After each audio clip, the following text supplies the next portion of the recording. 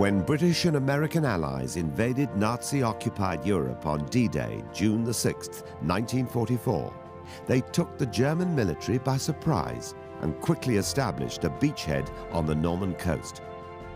But as confident as they were of ultimate victory, they knew Adolf Hitler would not take defeat lying down. When Germany's counteroffensive came 6 months later, the resulting clash would stretch across a 70-mile front, involve more than 1 million fighting men, and shape the future of Europe.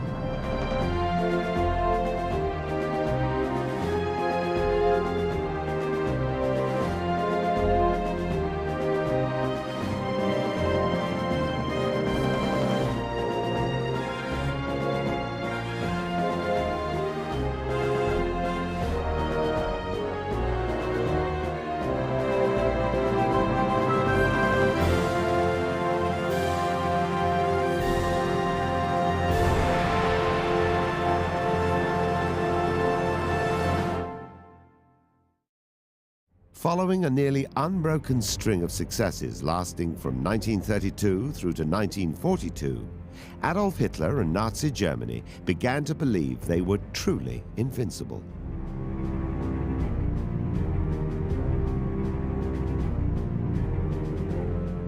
Even when the North African and Russian fronts began to turn against them, and millions of German bodies littered the desert sand and Russian plains, Hitler steadfastly ignored the obvious. His empire was overextended and had far too many powerful enemies. The German High Command was certain Great Britain and the United States would eventually launch an attack on mainland Europe. The question was never if, but only when and where.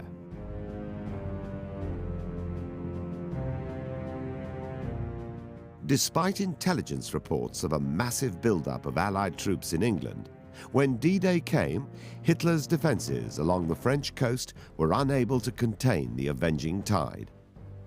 In the initial assault, more than 6,000 Allied ships, 13,000 aircraft, and over 160,000 troops swarmed across the English Channel. Within a month, 250,000 additional men and an equal number of vehicles had landed on the continent. With their efforts now split between the Allies in the west and the Russians in the east, the Germans simply could not resist the onrushing wave of destruction. Although it must have seemed like an eternity to the Brits and Yanks doing the fighting, success came relatively fast. By the end of July, the Allies had broken out of Normandy. Now, British and Canadian forces drove through Belgium on their way to liberate the Dutch port of Antwerp. Simultaneously, the Americans fanned out east and northeast across central France towards Belgium and Luxembourg.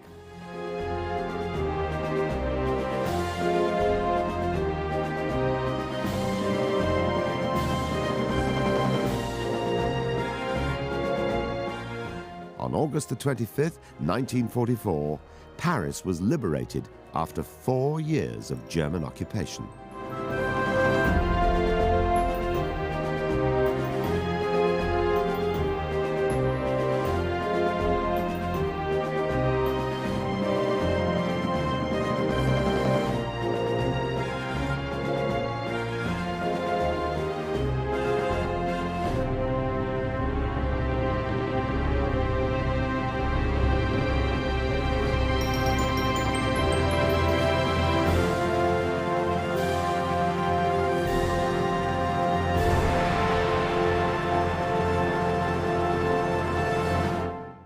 By September the 3rd, less than 3 months after D-Day, Brussels was liberated by the British, and a week later, Americans reached Aachen and the German border. France had been freed, and American troops were poised to cross the Siegfried Line, a massive wall of defensive works protecting Germany's western border.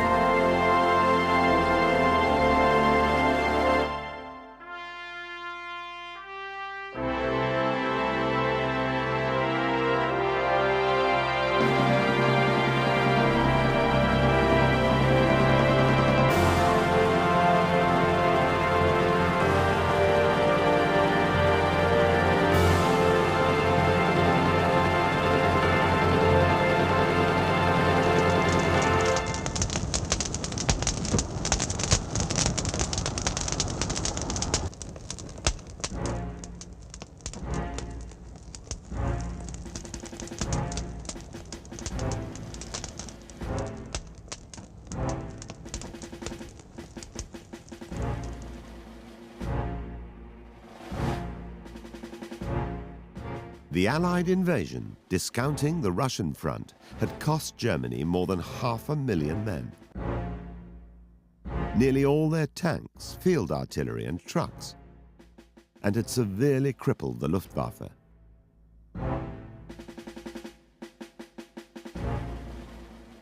Racked by round-the-clock Allied bombing, German industry could no longer replace the lost equipment. Hitler's Germany was being bled dry.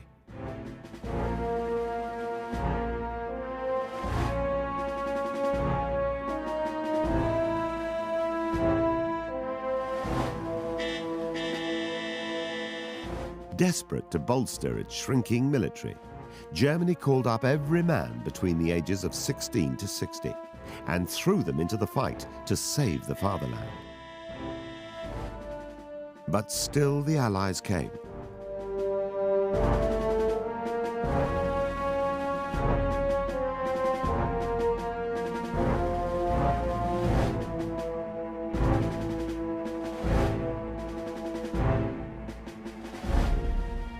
By the end of September, the British had opened the port of Antwerp to Allied shipping, and less than a month later, French troops moved through the Alsace region and stood upon the banks of Germany's Rhine River.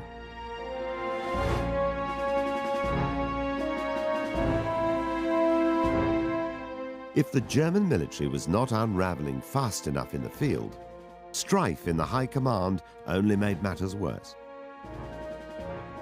3 weeks after D-Day, General von Rundstedt, Hitler's commander of all troops in Western Europe, resigned in disgust. 2 weeks later, the massively popular General Erwin Rommel also quit, leaving German troops in occupied France with virtually no experienced leaders.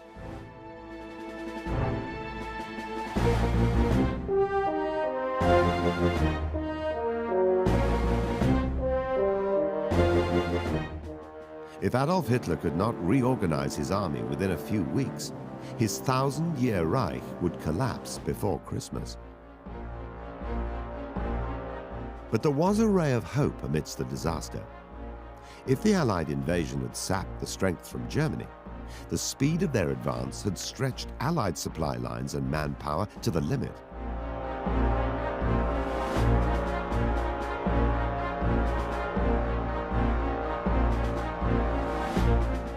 Adding to Allied problems, by September the days grew shorter and sunny weather turned to constant rain and fog, reducing their ability to keep pressure on the retreating Germans.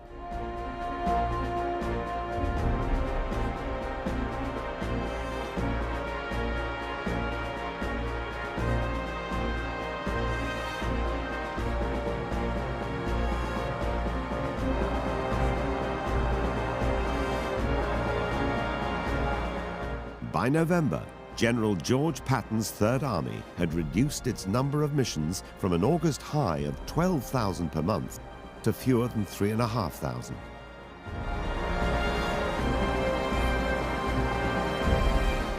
Six months of relentless fighting and marching, followed by weeks of rain, slowed the Allied advance to a crawl.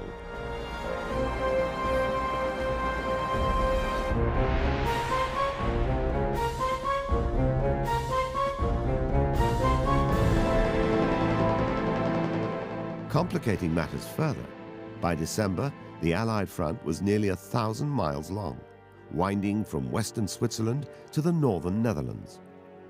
No matter how fast men and materials poured into the battle zone, they could not fill the rapidly expanding front line. Fortunately, major action was only taking place at the extreme ends of the front. In the south, where Patton's troops were attacking Germany's industrial Ruhr Valley, and the north, where Britain's Field Marshal Montgomery was pushing the last Germans out of Belgium. Supreme Allied Commander Dwight Eisenhower was forced to pull more and more units from the center of the line to support his forces in the north and south. To Ike's frustration, Washington refused to allocate enough troops for a full-on invasion of Germany. He requested 90 divisions. He was told to make do with 60. Leaving a 30% manpower shortage. This shortfall might have been offset by increased aerial bombing, but rain and fog swirled across Europe that winter, making flight nearly impossible. By December 15th, less than 83,000 GIs held 500 miles along the center of the American line. This area encompassed the entire Belgian-German border, including the Ardennes forest, the staging point for Hitler's 1940 blitzkrieg invasion of France. There was no immediate reason to panic, but Ike knew he could not keep shifting men around indefinitely. If more troops did not arrive soon, the Allies would be forced to dig in for the winter, and that would give Hitler precious time to regroup. As autumn dragged into winter, the Allies found themselves in a situation similar to the one the Germans had been in prior to D-Day. Too few men with too few supplies stretched along too many miles of front. If the purely logistical problems of men, equipment and weather were not worrying enough, Allied commanders were often at loggerheads over tactics and goals. The worst rivalry was between British Field Marshal Bernard Montgomery and American General George Patton. Both were strong-willed men who balked at the thought of compromise, yet their styles were completely different. Montgomery, having suffered tremendous losses over 6 years of war, was cautious. Patton, however, would stop for no one and nothing in his headlong drive into Germany. These mighty warlords hated each other with a vengeance. Eisenhower's only consolation was that they were stationed at opposite ends of a very long front line. When Patton's drive into Germany forced Eisenhower to pull troops away from Montgomery's Antwerp offensive, Monty felt understandably insulted. But Patton was taking heavy casualties. By his own estimates, he'd already lost 4,500 dead, 21,000 wounded, and 37,000 taken prisoner. Reinforcements were essential. Accordingly, at the end of the first week of December, Eisenhower approved an advance along the undermanned Belgian frontier in the hopes of splitting German forces along the southern end of the line. The front would be nearly 60 miles long, and there were only 14 divisions to carry out the mission. Eisenhower took full responsibility for the decision. But by the time his meager forces reached Aachen, they were simply unable to continue. Now defending their own nation, the Germans put up a brutal defense. All along the line, the push faltered and finally stalled. The question now was, who would make the next move? Would Allied reinforcements arrive, or would Hitler play one last card? There were rumors of a major German buildup in the dense Ardennes forest, site of the 1940 invasion of France, and where the Allied lines were now at their thinnest. But with heavy rain and fog, there was no way reconnaissance flights could confirm developments in Germany. In either case, there was no sense of panic at Allied headquarters. No one, including Eisenhower, believed the Germans were still capable of mounting a major offensive.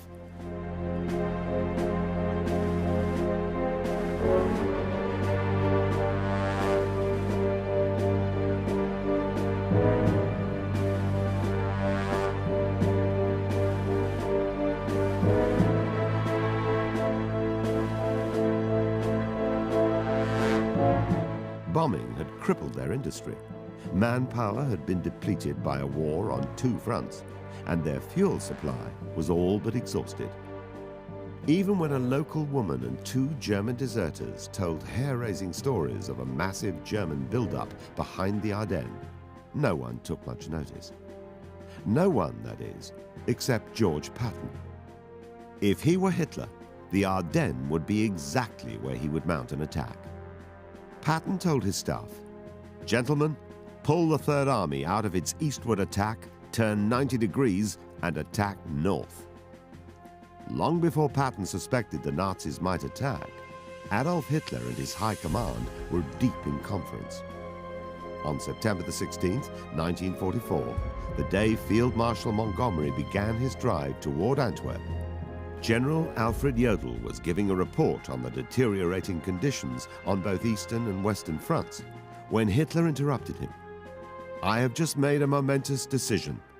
I shall go over to the counterattack here, out of the Ardennes, with the objective of taking Antwerp."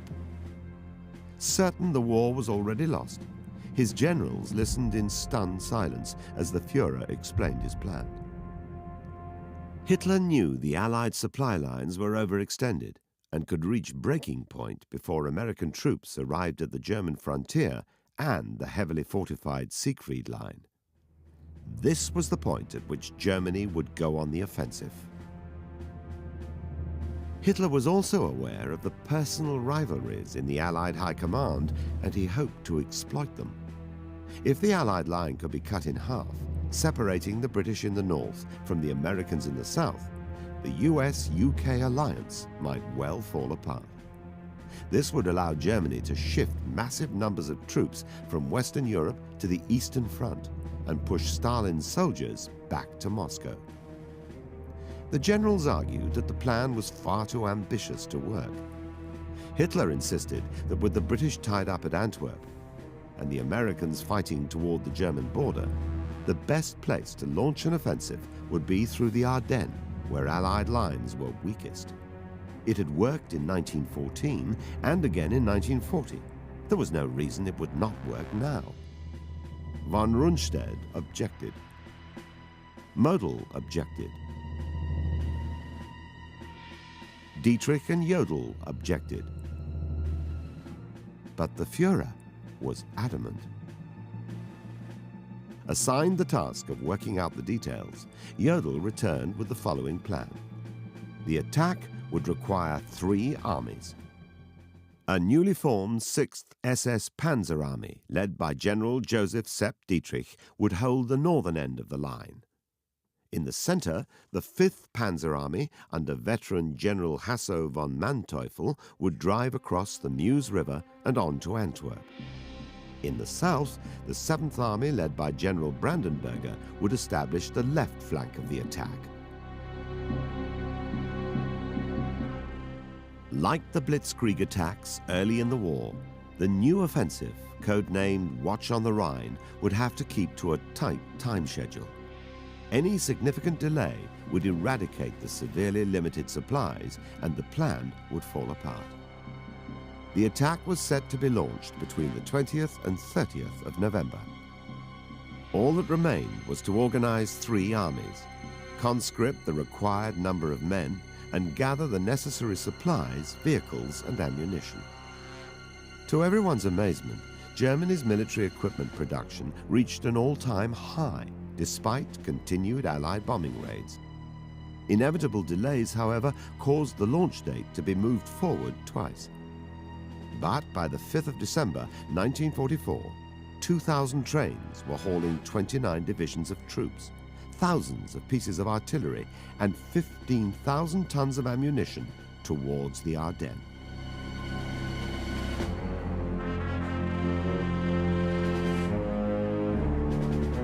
The 3 German armies were still low on manpower and supplies, but it was the last best hope they had to sweep back the Allies.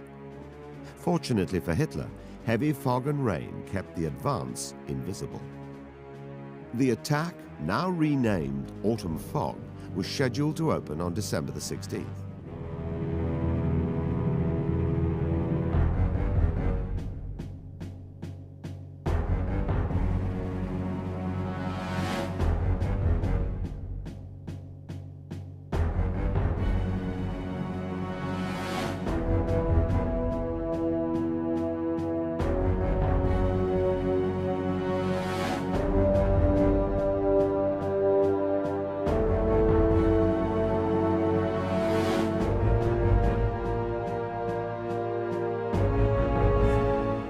Allied encampments along the Ardennes were not filled with America's most battle-ready soldiers. Many were young green recruits sent to this relatively quiet area before moving into the thick of battle. Others were there resting after weeks spent on Patton's front lines. In the pre-dawn cold, 80,000 American soldiers slept on frozen ground, unaware that only a few hundred yards away, 29 German divisions, more than 200,000 men, 1,900 assault guns, and 950 armored vehicles lay in wait. Minutes before dawn, the GIs got a wake-up call straight out of hell.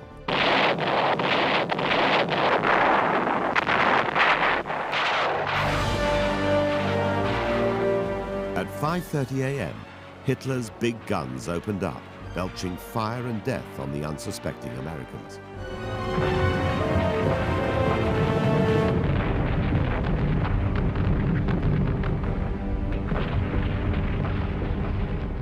Three-quarters of an hour later, as the guns fell silent, 8 armored and 13 German infantry divisions crashed through trees, smoke and mist toward the American line.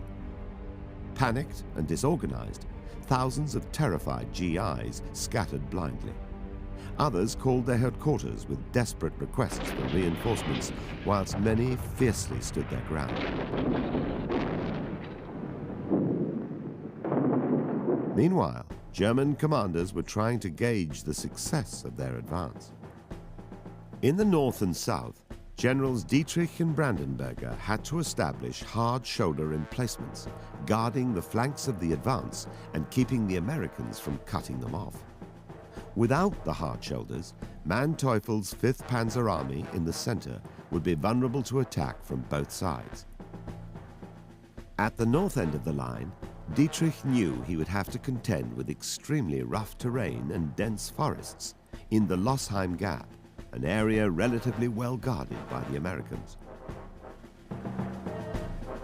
Spearheading the drive through the gap, with orders to reach the Meuse River, was SS Colonel Jochen Peiper. Commanding 110 tanks and 4,000 men, Peiper was young, handsome, intelligent, and brutally sadistic. A veteran of the horrific Russian front, Peiper was the ideal choice to clean out the Lossheim Gap. Sadly for his division, a bomb-damaged bridge and fierce resistance created a massive traffic jam.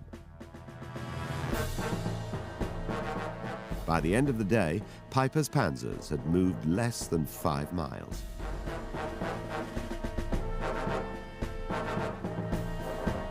The next morning, Peiper detoured south around Lossheim, ploughing westward toward the village of Malmedy.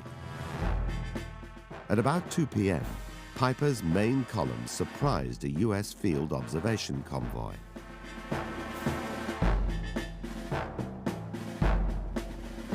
Poorly armed, the Americans were forced to surrender in the face of withering fire from the panzers.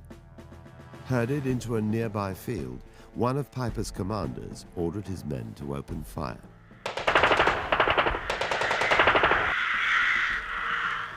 Within minutes, 81 unarmed American prisoners died in a hail of gunfire. The following morning, Peiper's advance was again halted when the only 3 bridges across the Ambelville and Sarm rivers were blown up as his tanks approached.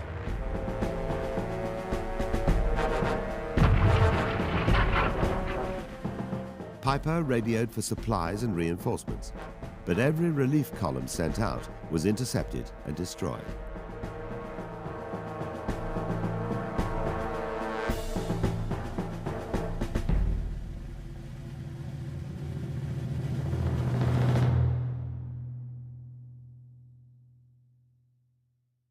For nearly a week, Peiper fought against a swelling number of U.S. troops bent on revenging the massacre at Malmedy.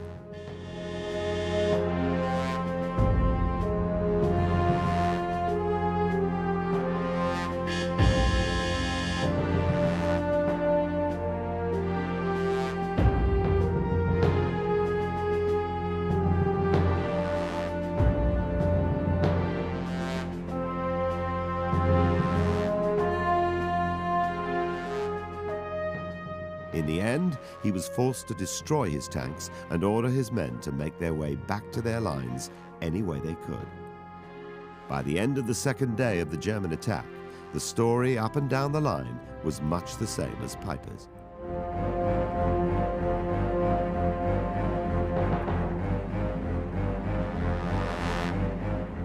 A planned parachute assault was 24 hours late in arriving, and high winds scattered the troops over miles of countryside.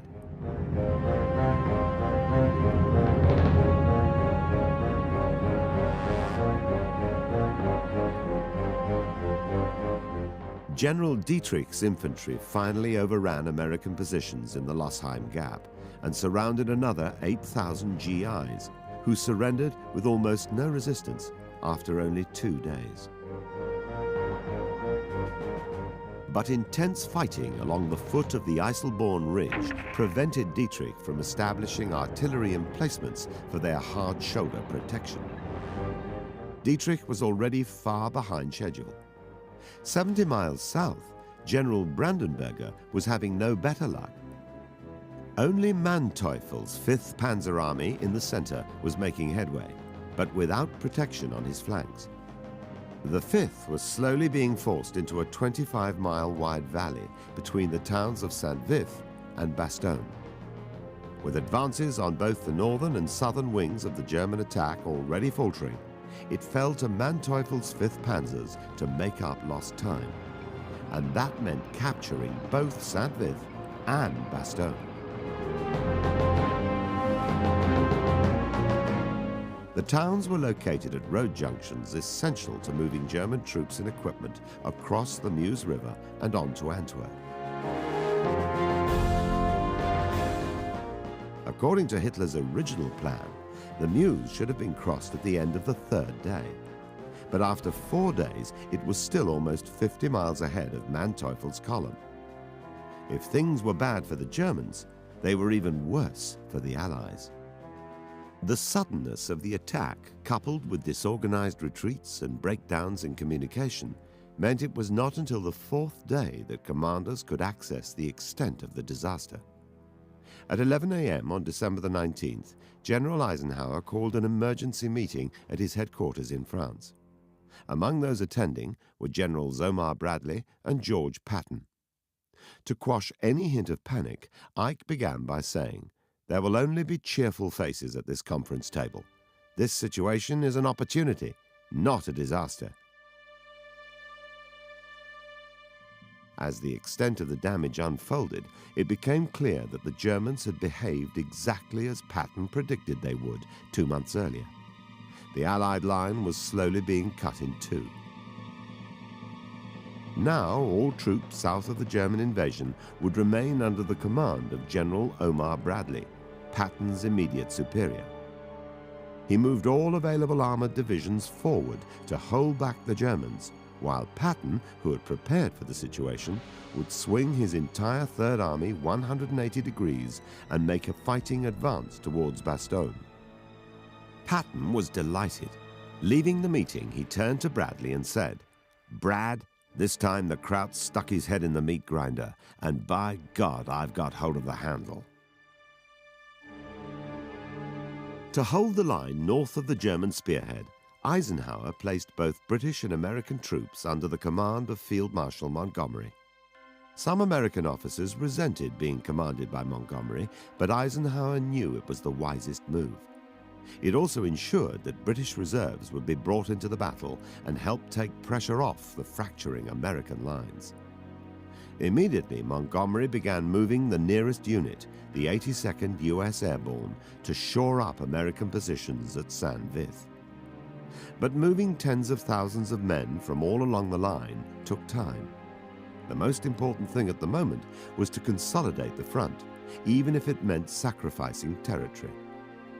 Ike authorized Bradley to pull back as far as the Meuse, but under no circumstances was he to abandon the men trapped at Saint-Vith and Bastogne by Manteuffel's Fifth Army.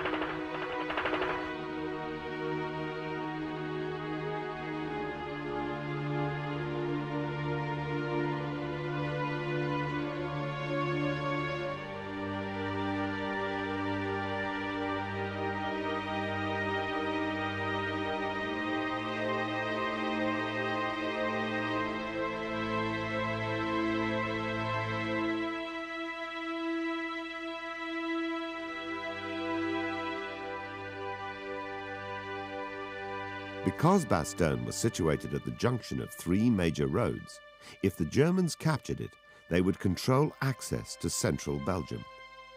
Every minute the Americans kept Bastogne free, the more likely it became that reinforcements would arrive. As Manteuffel approached Bastogne on December the 17th, local commanding officer Major General Troy Middleton sent his few tanks to guard the town's eastern perimeter.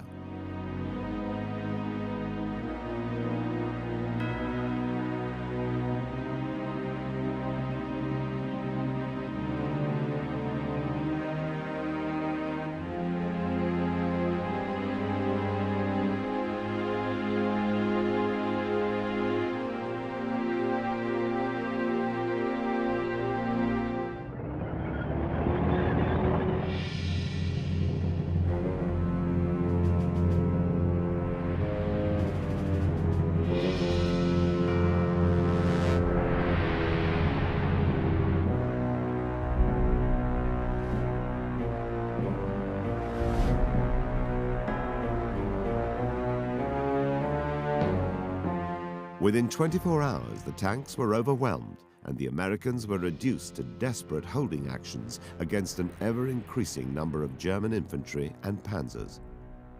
Some relief came the following day when a unit of tanks sent up from Patton's rear lines established a defensive perimeter to the north, northwest and east of the town. Only hours later, General A.C. McAuliffe and the 101st Airborne arrived at Middleton's HQ after a wild 100-mile ride through sleet, snow, and high winds. For Middleton, McAuliffe's 101st and Patton's tanks were a godsend. The Germans were still coming thick and fast, but the reinforcements allowed the beleaguered defenders time to regroup.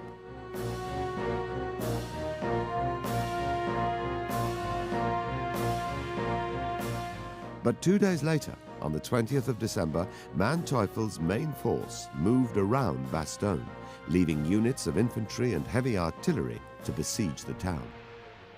With Bastogne surrounded on three sides, the Germans began a storm of shelling. Heavy artillery, tanks, mortars and rifle fire came in a solid wall hour after hour for more than 2 days as the Germans attempted to overrun the town. On the afternoon of the 22nd, German officers under a flag of truce demanded the surrender of Bastogne. General McAuliffe, now in command, pondered only seconds before sending back his one-word reply: nuts. When the Germans asked what it meant, they were told it meant, go to hell. As the bemused Germans returned to their line to resume the siege, both they and McAuliffe could hear distant shelling. Patton's Third Army was on its way to Bastogne.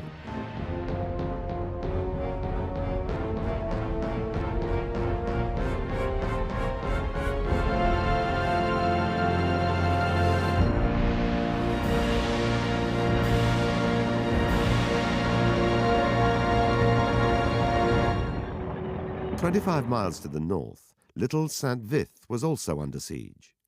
A few heavy guns set in outlying areas had mounted a fighting retreat towards Saint-Vith, helping establish perimeter defenses. But the number of German troops swirling around the village soon left Saint-Vith a tiny island in a hostile sea. Like Bastogne, Saint-Vith was a major road junction and essential to the Germans' westward advance. Only hours before General Dietrich's 6th Panzer Army began its assault, the U.S. 7th Armored Division crept into Saint-Vith, narrowly avoiding a head-on collision with the lead panzer column. Supported by local engineers, the 7th Armored threw up barricades across every road to the east, north and south of Saint-Vith. These barricades, supported by scattered artillery, acted like breakwaters against wave after wave of attacking German tanks.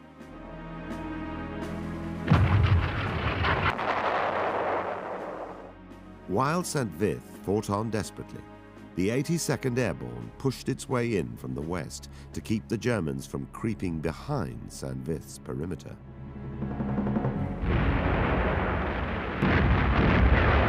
Only 3 days after the Saint-Vith assault began, Hitler was well aware that Operation Autumn Fog was not going according to schedule. With no defensive shoulders established at either end of the line, he decided to concentrate on Manteuffel's Fifth Army. And directly in front of Manteuffel stood St. Vith. Facing the onslaught of an entire German army, and with the 82nd Airborne still miles away, it was only a matter of time before St. Vith would fall. On the morning of December the 22nd, having lost 8,000 of the town's original 22,000 defenders, they received word from Montgomery ordering them to withdraw. To their relief, he added, "You lads put up a wonderful show."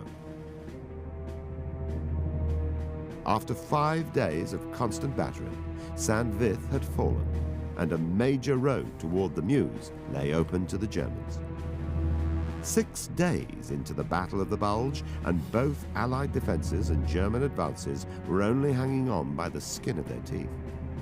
The road to Meuse was now open, but Manteuffel had lost 5 days, as well as men and equipment, in its capture. Hitler's timetable for reaching Antwerp was hopelessly behind schedule. Worse still, not only was Bastogne stubbornly hanging on, in the south, the American counterattack was gaining momentum. On the day St. Vith surrendered, December the 22nd, one of the greatest about-faces in military history took place on the southern edge of the Bulge. George Patton moved the Third Army into position for its northward advance.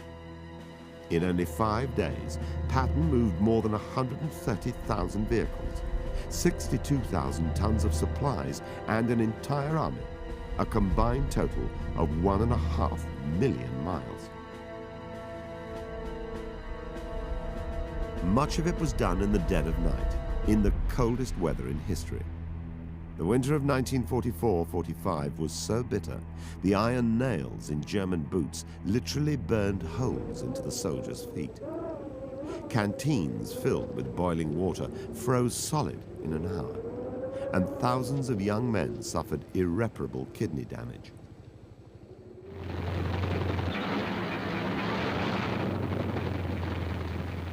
On icy roads, tanks stalled, while trucks and artillery pieces skidded and jackknifed, causing massive traffic jams.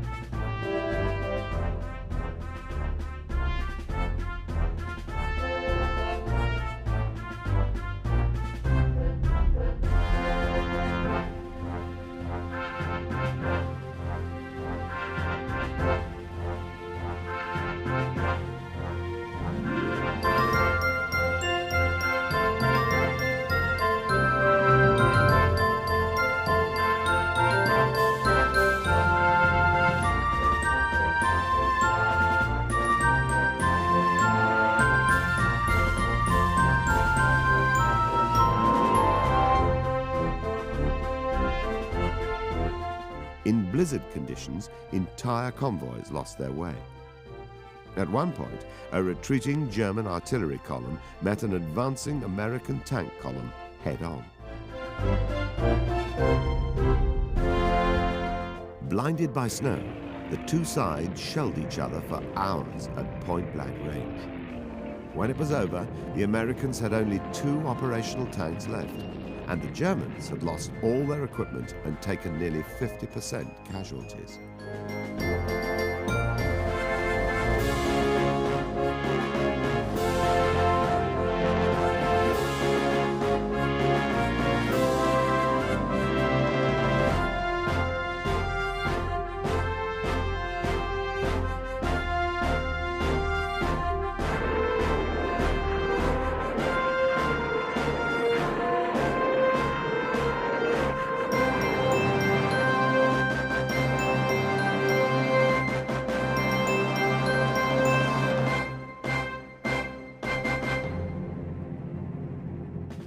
In spite of everything, the Germans held on, and Patton slogged northward to meet them. Before attacking the southern end of the German line, Patton knew he had to relieve Bastogne. Ordering one division to hold back the German southern flank, he sent a second division further west toward Bastogne.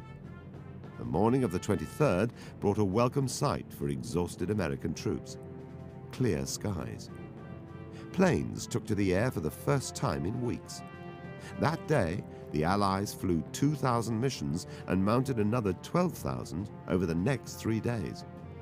Fighters and bombers honed in on German positions, and transport planes dropped thousands of tons of supplies to stranded Allied troops. By Christmas Eve, it was painfully clear to the German High Command that their offensive had failed. Field marshals and generals pleaded with Hitler to allow a retreat. The Führer was adamant. There would be no retreat. German soldiers in the line remained under orders to cross the Meuse as soon as possible. While Hitler and his general staff argued, the 2nd Panzer Division, attached to Manteuffel's 5th Panzer Army, found a clear road and dashed toward the Meuse Bridge at Dinant, 15 miles away. Their movements did not go undiscovered for long. A few miles to the north, U.S. General Harmon had been advised of the situation. Still under the command of Field Marshal Montgomery, Harmon wanted to advance, but knew Monty would insist on caution. Veiling his request to HQ, he was told to roll with the punches, but was never directly refused permission to attack. It was all he needed. That night, Harmon mapped out an attack to take place the following morning, Christmas Day, 1944. The attack would include the entire 2nd Armored Division and all the US and British air support he could muster.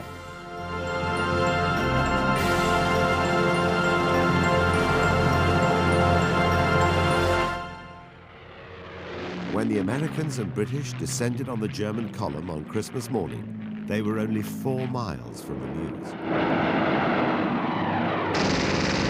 By the end of the day, 2,500 Germans lay dead.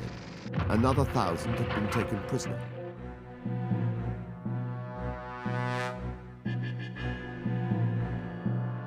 "81 of the 2nd Panzer's 88 tanks had been destroyed, along with all heavy artillery and 400 other vehicles.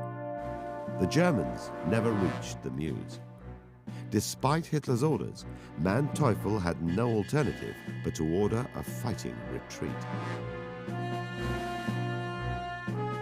But retreat would force the Germans back to Bastogne, which was still under heavy siege. And Bastogne was the only possible haven for Manteuffel and his men west of the German frontier. If it was not taken immediately, the Allied lines closing in from the north and south would crush the 5th Panzer Army before they could reach the safety of Germany. Accordingly, Manteuffel ordered an all-out assault on Bastogne. It must be taken now.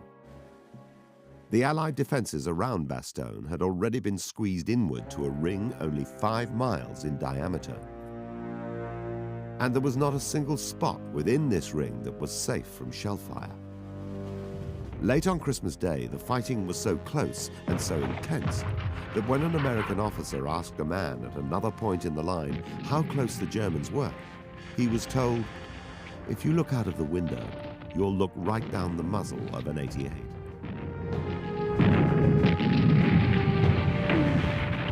Amazingly, the men of the 101st Airborne held off against the assault with little more than bazookas and small arms.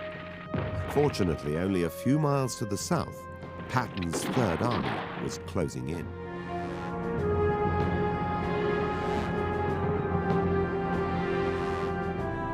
The day after Christmas, the 4th Armored Division of the 3rd Army linked up with Bastogne's weary defenders, now known as the Battling Bastards of Bastogne. Not only had Patton arrived, he had opened a corridor through the 5th Panzer Army, through which a flood of men and supplies were racing toward Bastogne.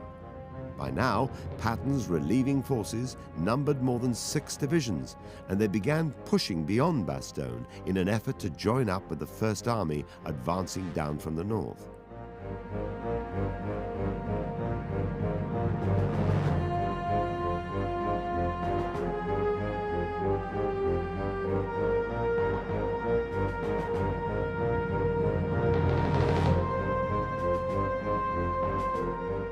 But the Germans were not about to go quietly. As the Third Army trudged north through deep snow and the First slogged its way south, Manteuffel launched a counterattack in a desperate attempt to cut Patton's relief corridor in half.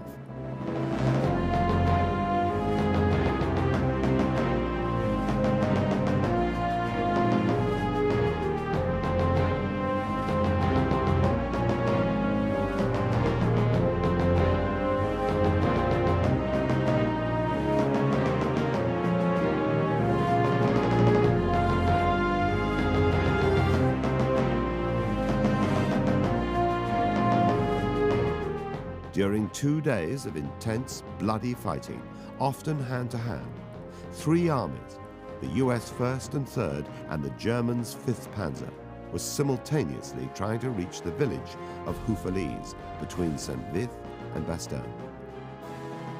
In sub-zero temperatures and through blinding snow, men on both sides were reduced to stuffing rags and old newspapers inside their clothes to keep from freezing to death. With most of their weapons lost, their food, ammunition and fuel nearly exhausted, the Germans were simply no match for the Allies. Despite reports of disaster after disaster, Hitler refused to accept the inevitable. On December the 28th, he said, "Our offensive has greatly eased the situation. The enemy has abandoned all idea of attack." Living in this dream world, Hitler refused to allow his defeated armies to retreat. Instead, he ordered a new offensive to open on New Year's Eve. The few reserve units which might have helped shore up positions in the Bulge were rerouted southward in an attempt to distract the Allies. Within a week, German defenses on both the western and eastern fronts began a wholesale collapse.